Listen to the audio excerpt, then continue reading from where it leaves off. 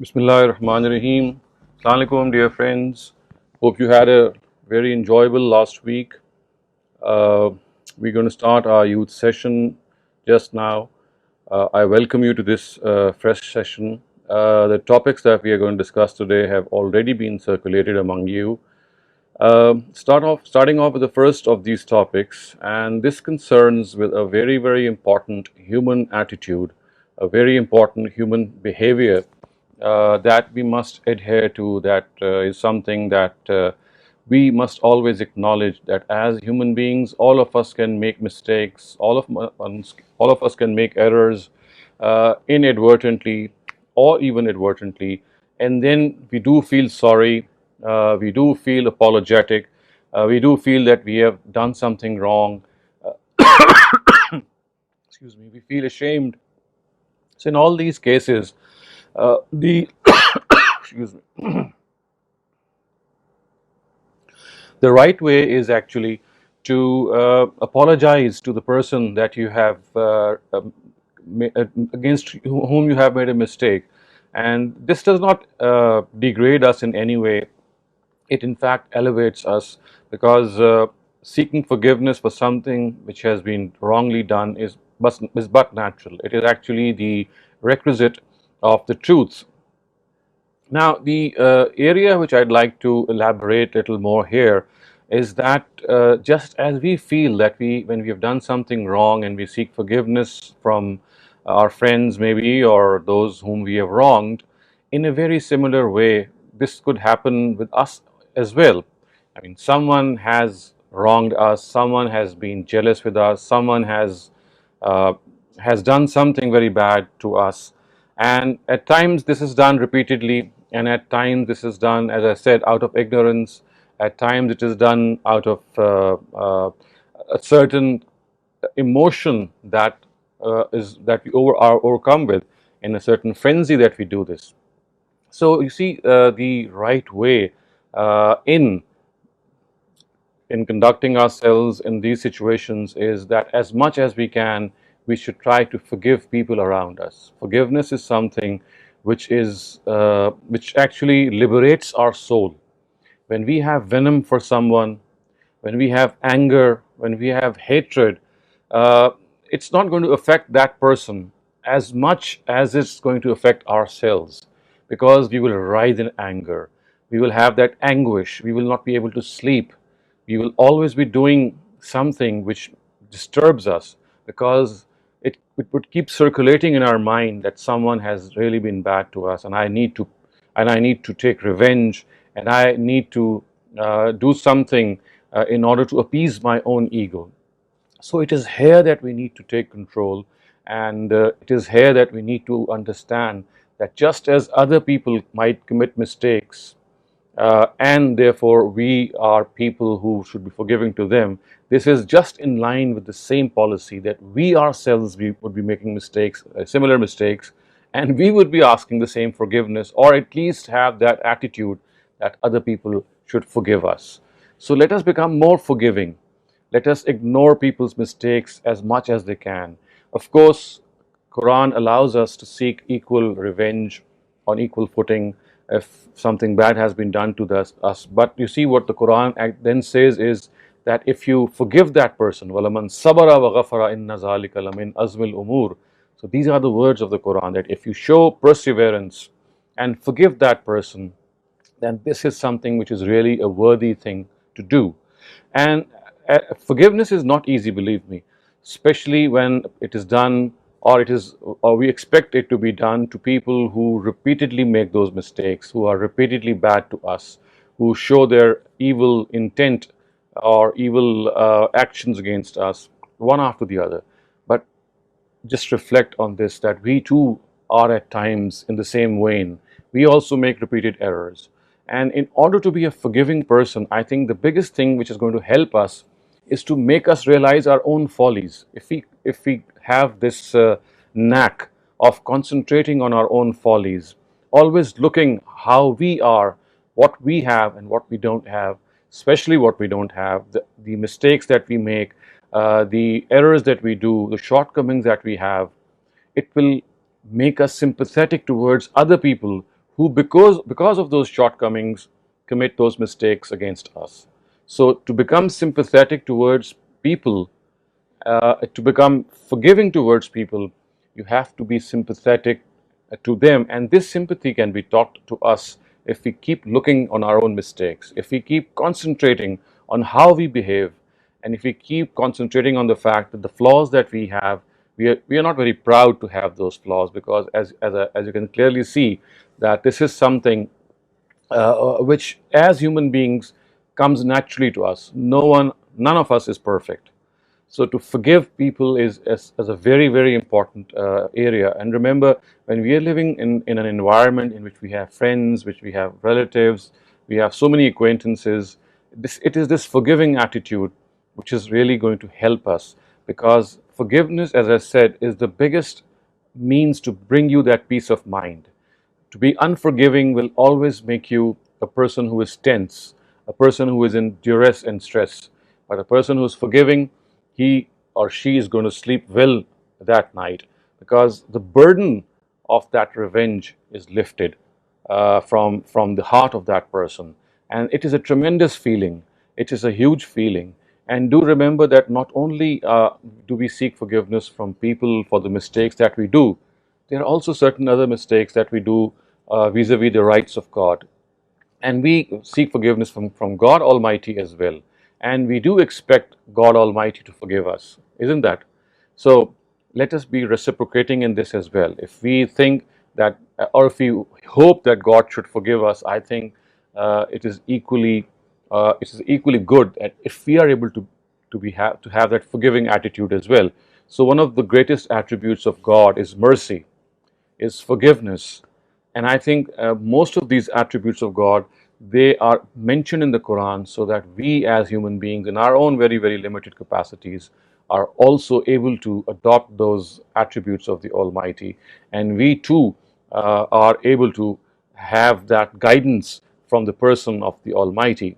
So if He is just, if He is forgiving, if He is merciful, if He is gracious, if He is compassionate, why is it that the Quran repeatedly mentions these attributes at the end of many, many verses? You will be surprised to know, if you start counting such verses which have the attributes of God, they are in such abundance. And the reason is that every time these attributes are mentioned, they are meant to inspire us to adopt the same attitude. Of course, we would not be able to do it the way God does it. It's impossible. But the purpose is to have that thing. And this is precisely what the Bible has said very earlier on in the book of Genesis, that God created man in His own image. I'm sure you must have heard this. God created man in His own image, which actually means that He placed the same qualities, He placed the same attributes in human beings, so that they are able to have that supreme example of the Almighty before them, and see how he behaves and how He deals with His people. And it is an object lesson for all of us. So just as the prophets of God are role models, they are human role models, don't forget that the biggest role model is God Himself. The biggest role model is God Himself. Because, as I said, all those character attributes that we should have in our personality, you can see them in God, in a very, very infinite, in something which is unfathomed, something we just cannot imagine. It's beyond our imagination. So remember that God is there as a role model, as someone. Of course, He's not a human, and he's way above us. We just cannot even think of emulating God Himself. But what we can do is understand these objectives, try to have that inner motivation to see how God deals with His people, and then have the same thing. One more thing that I'd like to stress here is that at times we need to be unforgiving, because there are people in this world who need to be taught a lesson at times because of their repeated arrogance or their bad behavior. And on such occasions, just to have them corrected, just to have them rehabilitated, and just to make them realize that they are doing something really wrong, it is not bad at times to be unforgiving. So, just as forgiveness is something which we should generally do, it's not that we should be forgiving all the way. Remember, remember clearly that even God is not always forgiving. He does not forgive certain people. So, very similarly, there are certain people around us who might not be deserving that forgiveness. So, of course, those exceptions are there. So, we have murderers, we have rapists, we have people who really, really violate the sanctity of life, honor, wealth of people, and they become criminals. Or at times they might not be criminals in the society, but they are ruffians in your own. I mean, sorry to say that, in close family circles and friends. So if you're not forgiving to such people, it's perfectly all right. So remember that forgiveness relates to that general uh, life standard and life pattern that we are following. And remember that unforgiving, an attitude of unforgivingness, is something which does not only reflect in the fact that we don't forgive people, it has other connotations as well. For example, at times we take revenge twice or thrice the amount of the harm that was inflicted to us. So, this is also something which is extremely unwarranted.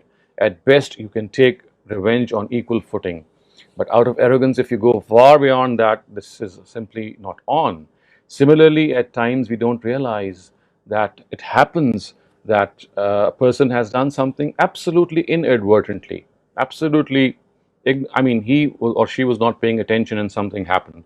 Again, this warrants that we should forgive such a person. And I always have this incident which I'd like to narrate to you from my own life, which taught me a lot.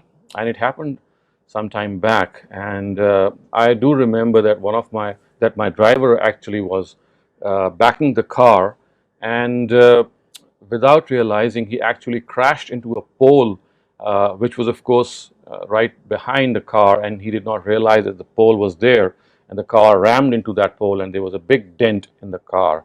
And I was really furious, actually, because, of course, I have this attitude that I would not like a scratch to come to my car. I think no one does. So I ticked my driver off and I said that, well, you should actually see what's going on your back.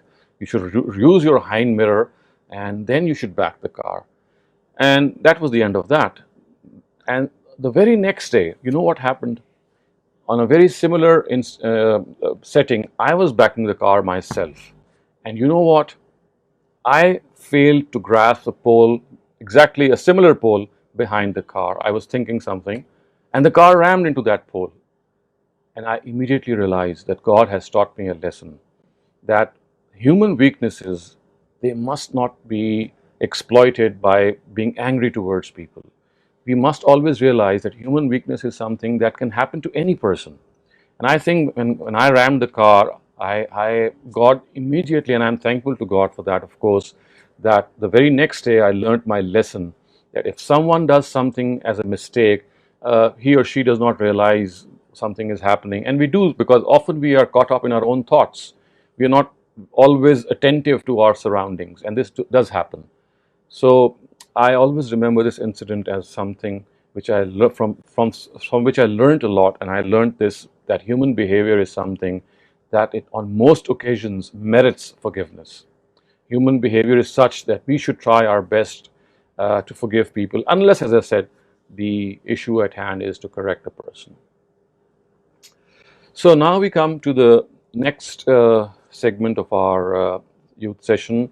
So this next topic is about personal hygiene, and this is something which actually is very, very important. But remember that the purpose of our religion is purification, and it is not just spiritual purification which is implied here.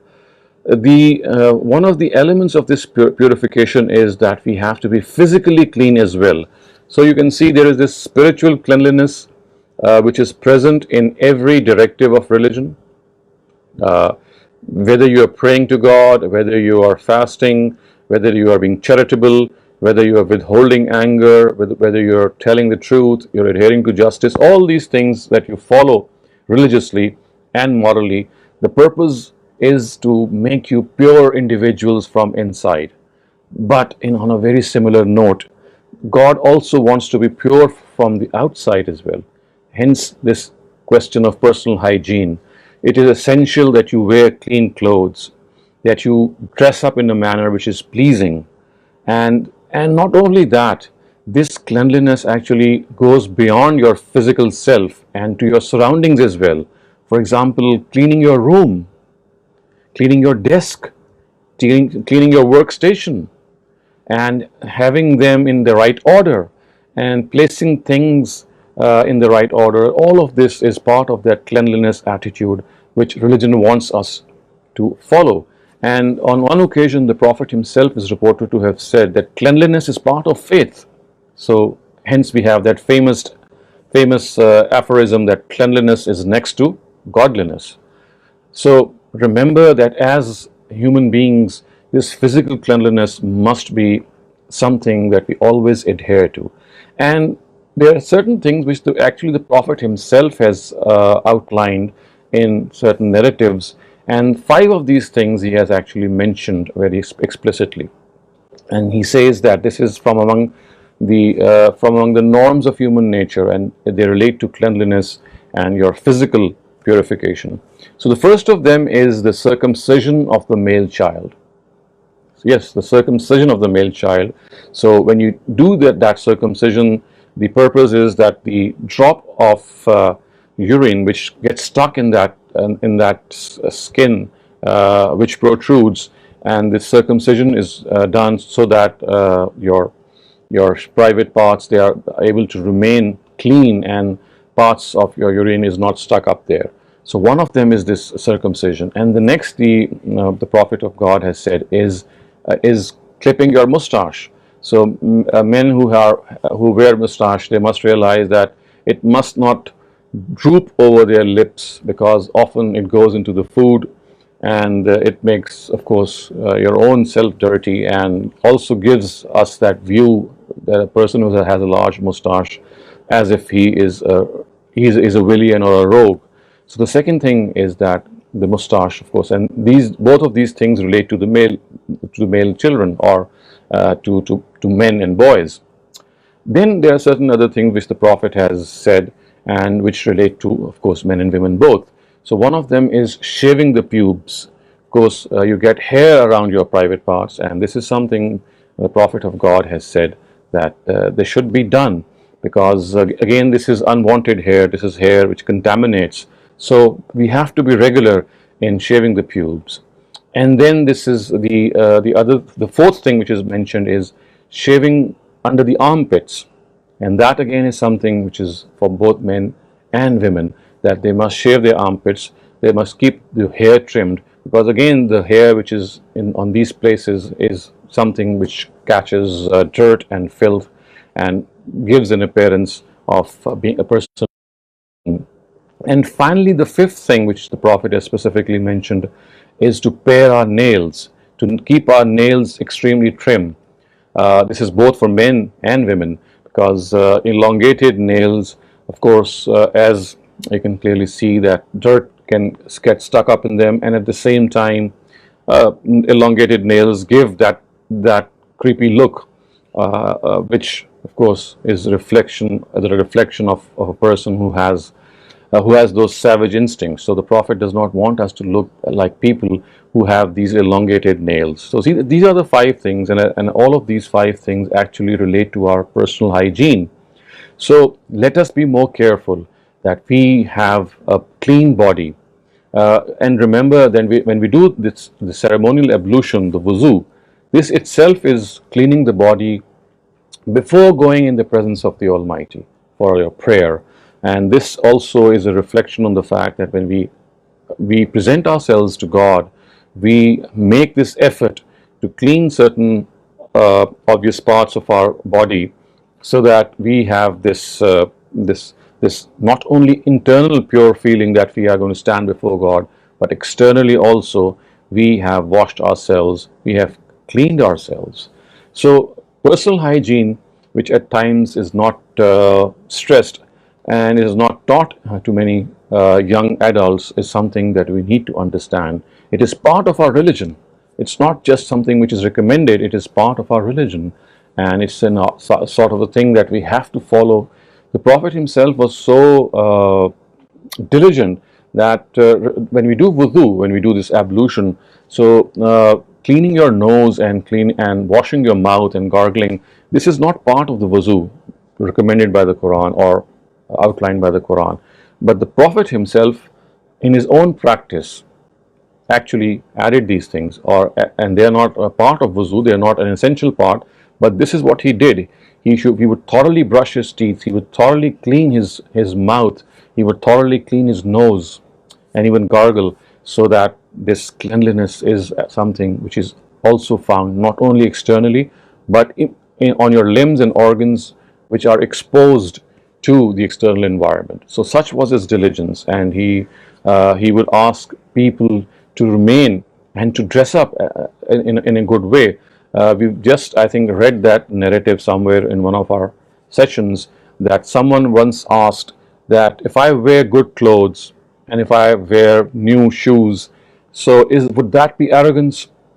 The Prophet said, no, this is not arrogance. If you wear good clothes, if you wear good shoes, and then he remarked that Inna Allah Jameel wa yuhibbul Jamal, that God is beautiful and He likes what is beautiful. So if you want to wear good clothes, if you want to look beautiful in your outfits, this is not something which is disallowed.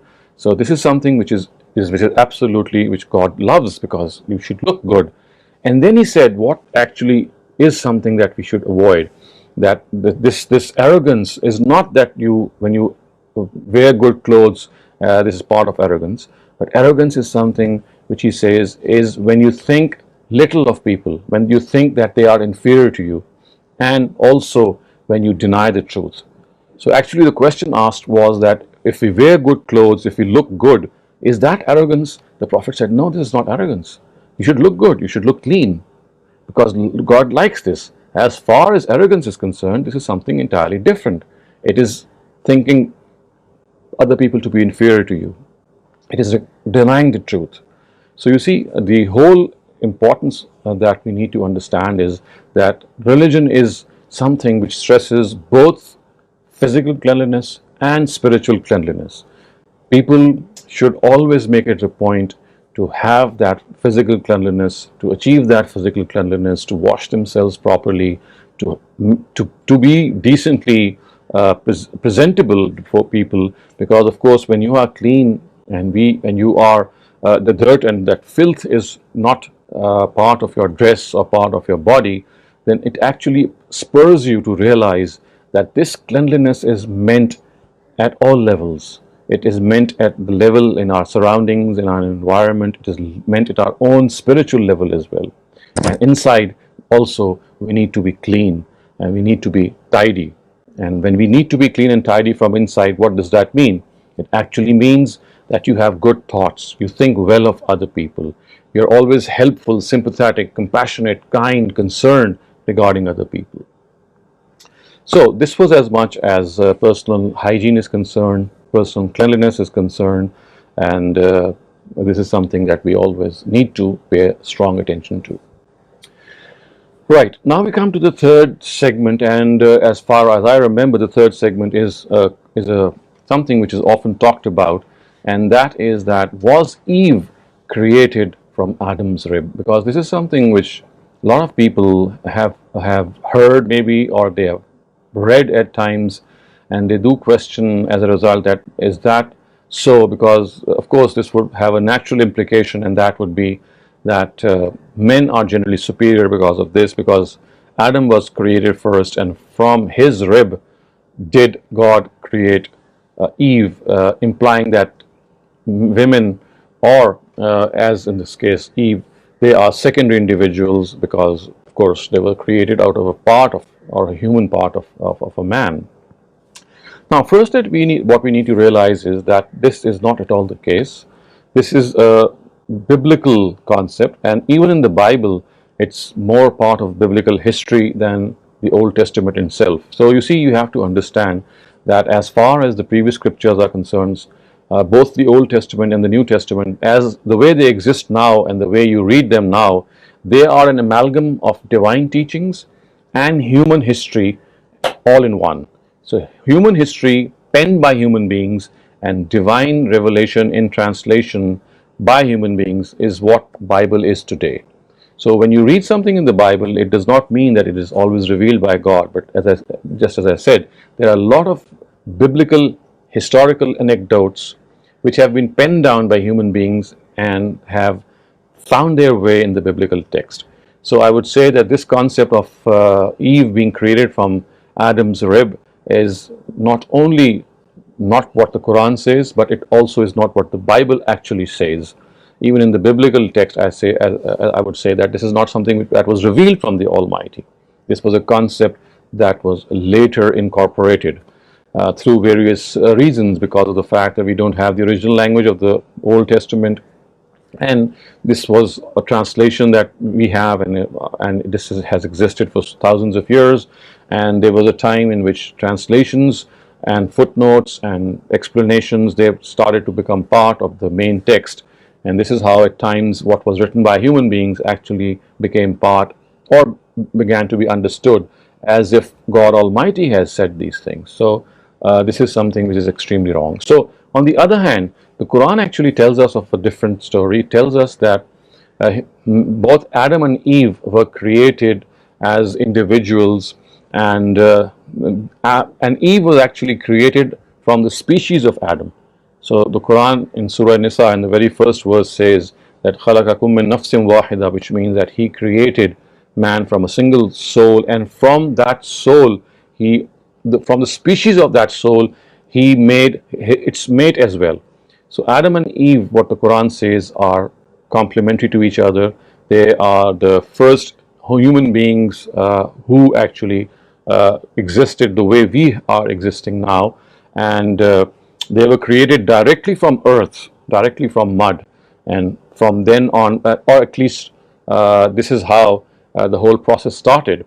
And Adam and Eve had that ability to reproduce and procreate, and from whom began this whole progeny of mankind. So this is how the Quran treats this subject, and it does not say at all that Eve was created from Adam or anything like that. It is saying that, in fact, when it says in خَلَقْنَاكُم مِّن نَفْسٍ وَاحِدَةٍ وَخَلَقَ مِنْهَا زَوْجَهَا, which means that He created Adam, and from the same species as Adam, He created Eve. The underlying point which the Quran is trying to stress here is that because of the fact that we are the progeny of Adam and Eve, our parents, we have to realize that as men and women, there is no difference between human beings in that particular respect. So in the capacity of human beings, because the Almighty created Adam and Eve as our progenitors, we must not think that Adam is superior to Eve, or even vice versa in any way. As human beings, they have absolutely equal status, the same status, and if anything which differentiates between the two, it's that God consciousness, it's that inner fear, it's taqwa, as the Quran says, and that is something which God is going to judge, and we just cannot judge. So this is a very simple thing that I needed to clarify, that this concept of Eve being created from the rib of Adam is erroneously incorporated biblical concept. Both the Old Testament and the Quran per se, I would say, they are devoid, and I have just mentioned how it crept into the biblical text. So we have to have this distinction, and we have to understand this. So finally, dear friends, I come to the last segment of our circle here, of our study session, and that it actually again is something which is thoroughly misunderstood, and that is the concept of jihad. And when I speak of jihad, I actually refer to armed warfare. So the word jihad is used in the Quran in two senses. One of them is to exert oneself for the cause of God, jahidu fi sabilillah. And in this regard, the Quran actually says that the biggest jihad is jihad bil Quran, through the Quran. وَجَاهِدْهُمْ بِهِ جِهَادًا كَبِيرًا. This is what the Quran says, that the biggest or the bigger jihad is what is done through the Quran, which actually means spreading and disseminating the Quran, making people understanding the Quran, making yourselves understand the Quran, warning people that there's going to be a day in which we will be held responsible before the Almighty. So that is how the Quran actually terms jihad. It says that the bigger jihad is the jihad through the Quran, Jihad in Kabira, which is the big jihad. And then also the Quran uses the word jihad in the form of qital. Qital means armed warfare. And for this we need to understand a couple of things which might be clouding our mind. First thing is that today, as the Quran has specified, jihad can only be carried out against persecution, against oppression. It cannot be carried out to convert people or to forcibly, as is generally understood, spread Islam or to bring the world under the subjugation of Islam. This is not what the Quran says. The Quran says that the sole purpose of jihad after the passing away of the Prophet and his companions is to check persecution, to check oppression, to check injustice if it is going on in some country, even if it is a Muslim country. And that too, when all diplomatic efforts have failed. Everything which you could have accomplished on a table, on a negotiating table, if that also fails, only then you can pick up arms, and only then you can be militant in that respect. So the first thing that we need to understand is the sole purpose of jihad after the passing away of the Prophet Muhammad and his companions is to curb oppression, to curb persecution. You know what persecution is? That a person is put to test just because he believes in a certain ideology. He cannot be allowed to profess his own views regarding religion or anything, and you're forced to give up your religion or your own view. This is what the Quran says is fitna or persecution.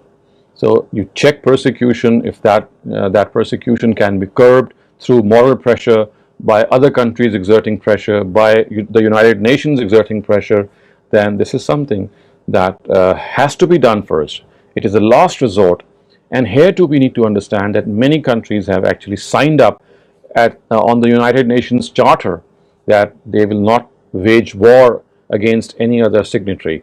So here again, if war has to be waged, then first you need to get out of that signature, or you have to cancel that or seek permission. So because that is one of the international agreements that you have made.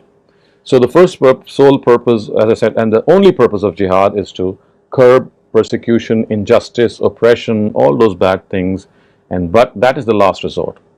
The second important thing here is that jihad can only be done by a state, by a country, by the armed forces of a country. It cannot be done by private groups, private organizations, by groups who do guerrilla warfare, who don't have any state authority. So just as the system of justice of a country can only be run by a state, you cannot punish criminals yourself. You have to go to the state, you have to go to the law, the forums of law. In a very similar way, jihad is something that can only and only be conducted under the auspices of a proper government.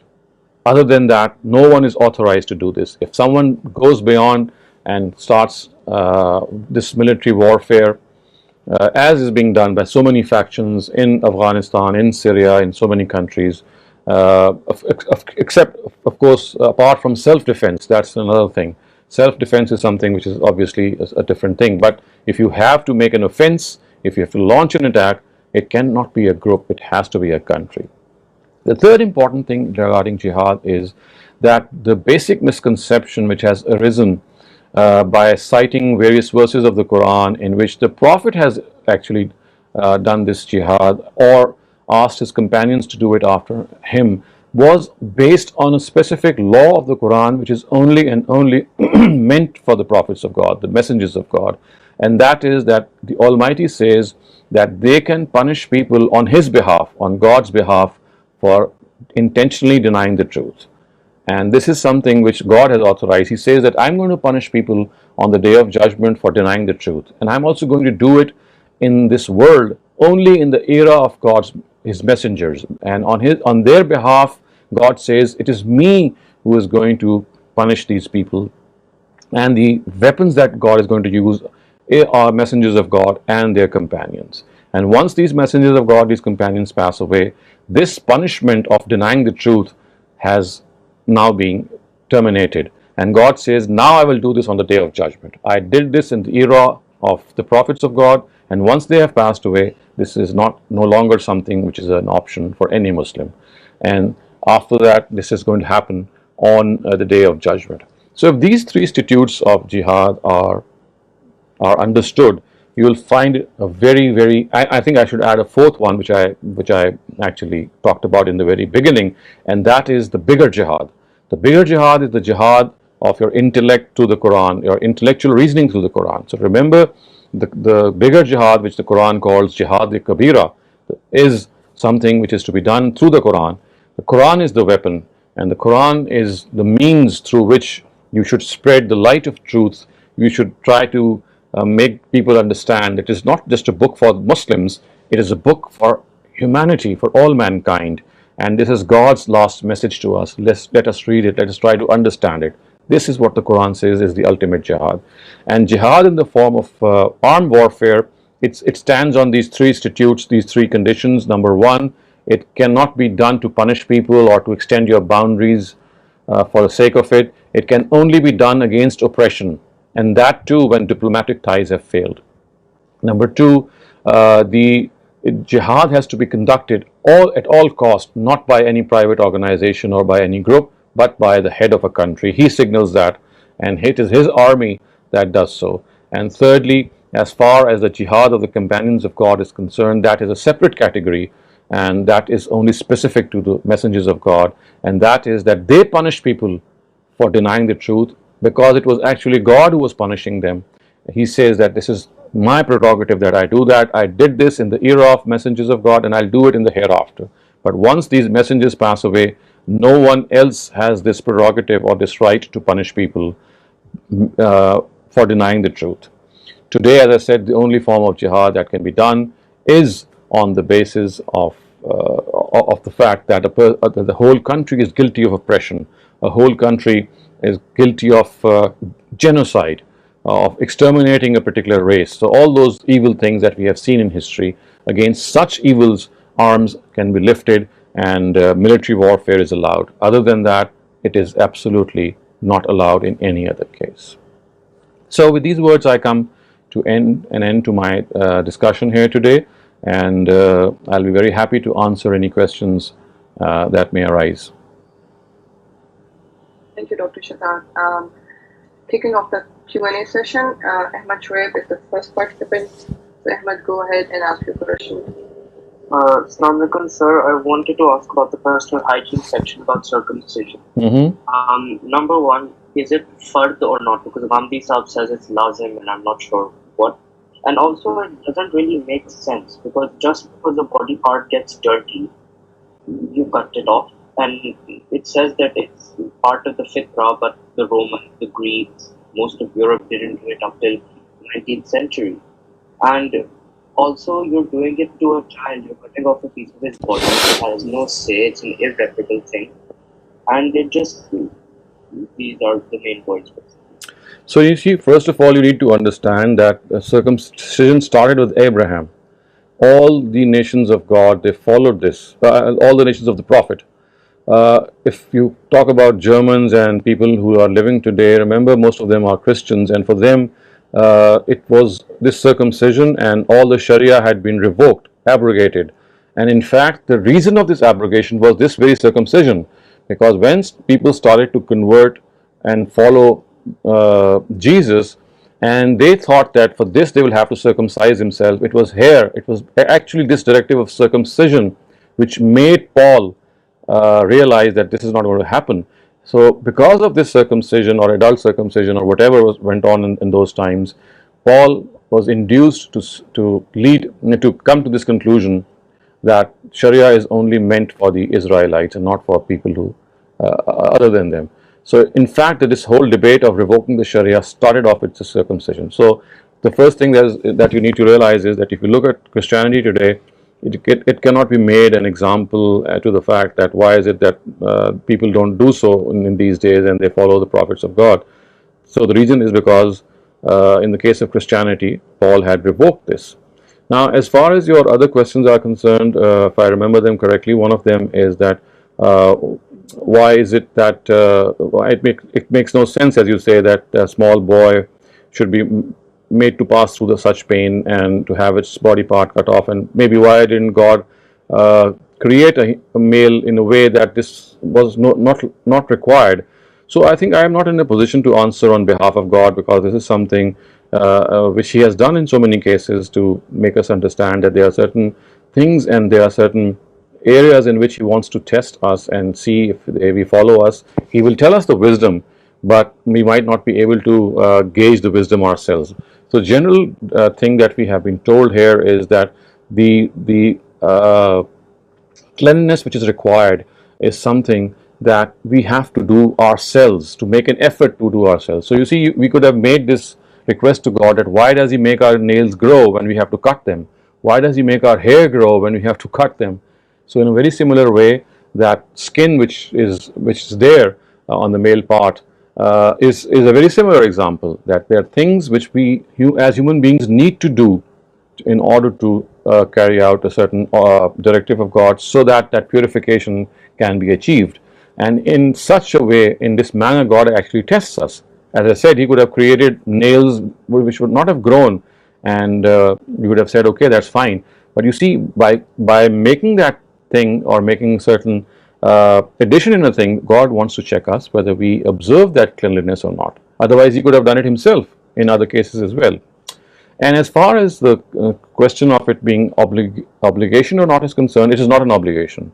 It is a highly recommended practice of the prophets of God. But amongst these practices, as we very well know, that there are certain practices which are obligatory, and there are certain practices which are highly recommended. So circumcision of the male child is a highly recommended thing. It has become part of our Muslim tradition, but it is not an obligation.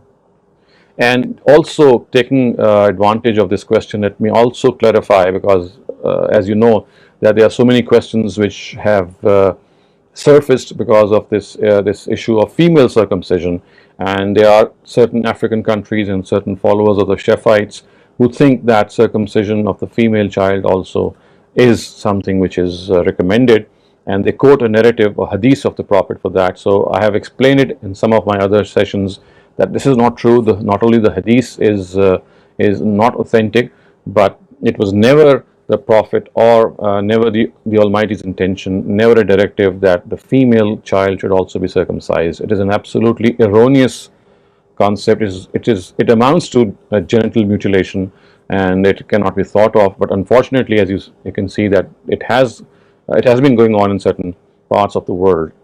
So if I'm not able to answer, or maybe not address all the points, just let me know. So, sir, if it's not an obligatory act, and it should be a person's own will to follow this command and to keep himself clean, don't you think it should be delayed until he can make his own choice instead of doing it as a child? So you see, what happens is, if the more you delay it, the more painful and difficult it becomes. So this actually is more of a test for the parents.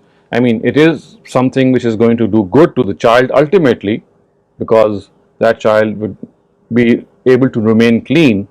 It is like understanding the fact that when he when he relieves himself through the call of nature, it is the parents who do that cleanup work. It's not the child. So we cannot argue with God that why is it that the parents do something on his behalf when he himself does not want to remain clean.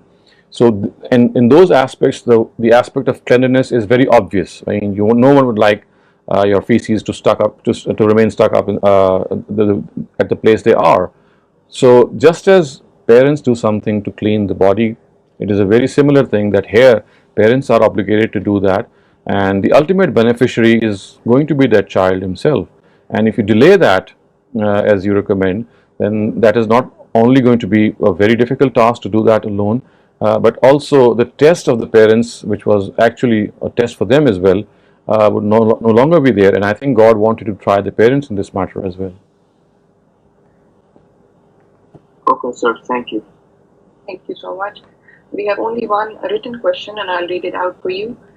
What is the name of the UN agreement which you just mentioned, in which signatories cannot wage war against each other? Well, I am not aware of the exact name, but if you just go to the United Nations site, there is a No War Pact, which all those countries have signed, which are the signatories of the United Nations, in which it says that you cannot show aggression to the other country if you are a signatory of this pact. You can just I mean, Google it, you'll find that that statement come immediately. It will come up immediately because it is this statement on which all the countries which are member of the United Nations they have signed. Thank you. Ahmed, Shoaib have another question for you. Ahmed, please go ahead. Yes, sir. I wanted to ask, I'm not sure if we've discussed this before, sorry, about wishing non-Muslims on their celebrations. Some people give an argument that it's akin to saying, have fun doing shirk or something like that. And we don't really generally in our daily life, when we disapprove of something, we don't wish someone happiness when they are doing it. And it sometimes also sends mixed messages to some people. So, what can the view on be? It's also like legitimizing their celebration, and maybe it will strengthen actually their polytheism rather than us being able to call them to monotheism. So you see, first you need to understand that the way we deal with our non-Muslim friends and the way we behave is always open to various opinions. There's not something which is, I mean, you can remain adamant on or you can insist on, because your wisdom, your prudence, the area that you live in, the type of people that live around you, there are so many things on which you have to base your decision. But all in all, and ultimately, I would say that when you wish someone on their religious ceremony, which actually involves shirk, I don't think that there is something which the Christians do it as such, because they actually denounce shirk or polytheism. We might not agree with them, but they denounce it, and therefore I would not I would not go along with the fact that if you wish Merry Christmas or maybe anything which relates to Christianity or Christian uh, festivals, that has anything to do in encouraging or maybe tacitly approving them. However, maybe in the case of Hinduism, where you're doing something with the idols, this is this is one place that we have to be careful about and see what they're exactly doing, and we can politely. There are many ways in which you're not wishing or saying certain things in which you are actually condoning or tacitly approving what they are saying. All that you're doing is that you're using certain words which are just going to tell them that your own solidarity as a human being with them stands unprecedented. It is there. So, as on the basis of being a part of the human fraternity, I wish you, in a way that as a human being, you are able to prosper in life, you are able to advance in life, whatever. So, you see, you have to make certain distinctions, and the type of prayer that you offer or the type of wish that you offer, even if it is in your heart, it's not necessarily that you do it on your lips or you announce that. If it is something which actually is just wishing well, just praying for them that God gives them the best, God guides them, etc., etc. I think that is something which is very, very much possible and workable as well. So the question I have is, are we allowed to celebrate Halloween as we go trick-or-treating or eat candy? So, as I said, that as far as you're not doing something which is polytheistic in nature or which is indecent or vulgar, you make your own decision, and everyone can make a decision for themselves. And I can only give you the principle. As far as Halloween is concerned, there are so many things which are attached to it, but many of these things have now become divested. They don't exist in the mind when you're doing those things, like those spirits coming up and doing those things. It's just become a fun activity, a festivity in which you wear those different costumes, and you just go out and hang out, etc. So I think you need to understand that there are certain functions which might have started off as pagan functions or pagan festivities, but now over a passage of time they are now divested of that origin or that concept, and now they are just activities which, as I said, are fun activities. So this is how I would generally view things, and this is the principle that I think that should be followed. But as I said, the decision should be made by a person himself or herself, and the bottom line in making this decision is that something which is indecent or vulgar and something which involves polytheism or anything which is you think is against norms, that should be avoided. Thank you. Ahmed, go ahead. Please ask your question. Yes, sir. So, I actually wanted to ask this because it was today someone asked me that, do you think it's right to say Happy Ganesh Chaturthi? Because I think it's their God's birthday today. So, like, do you think, I'm not sure if you want to answer because you're giving principles, but do you think that this would be something that we should do? What do you think? I think that you shouldn't say it at all. I think it's wrong. So don't say it.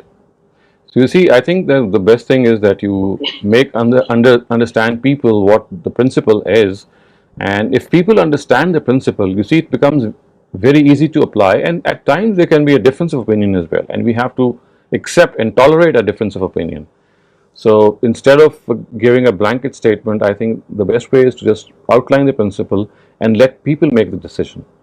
I have another written comment from Minnie, and she's saying that I've heard that although tattoos are not really appreciated, but I have also heard that in Ahle Tashi, tattoos are allowed.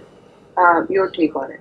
So I think the best thing is to ask the Ahle Tashi what makes them allowed, and because I myself have this opinion that they are allowed, and my opinion is based. I think in some of the previous sessions I have tried to explain that the hadith which actually prohibits tattoos relates to certain tattoos which invoke those feelings of polytheism, or in which certain idols and things they were etched on the human body which were worshipped, and only the tattoos which are either vulgar or which have these polytheistic emotions attached to them which are forbidden. Other than that, you can wear any tattoo. It's your own personal choice.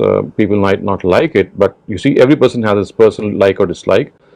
So I would say that tattoos are allowed, and I'm not sure what the reasoning which is offered by the Ahle Tashayyo is. So the best thing is that you ask any of the scholars. I have received another comment where they're making a case in a sense that in previous sessions, while talking about plucking hair, you mentioned that in Arabian times, women used to pluck hair from the forehead and make a unusual shape, and Prophet, peace be upon him, didn't like it. Mm-hmm. On the basis of liking or disliking, he disallowed them. Mm-hmm. And if we take the tattoos in the same perspective, if those tattoos are abhorring or not something nice, do you draw a comparison between these two, or these are totally different things? Yes, I do draw a comparison, but what you need to understand is that why did the Prophet dislike them? Because there was a certain polytheistic practice attached to that. When they wore this in a certain way, it was not just simply an aberrance or a dislike which he had on the face, because a personal like or a dislike is something which can remain with the person. In fact, that design represented something and it related to that certain polytheistic emotions and concepts of those times. So that dislike was not a personal dislike, it was actually based on this concept of polytheism. Go ahead, Ahmed. I just wanted to ask, it's a bit of a technical question. Some people, they read the Quran with the riwayah of Hamza, and I wanted to ask if this can be considered as a tahseen or as a change when they say alayhum instead of alayhim. Is that an allowed thing to change?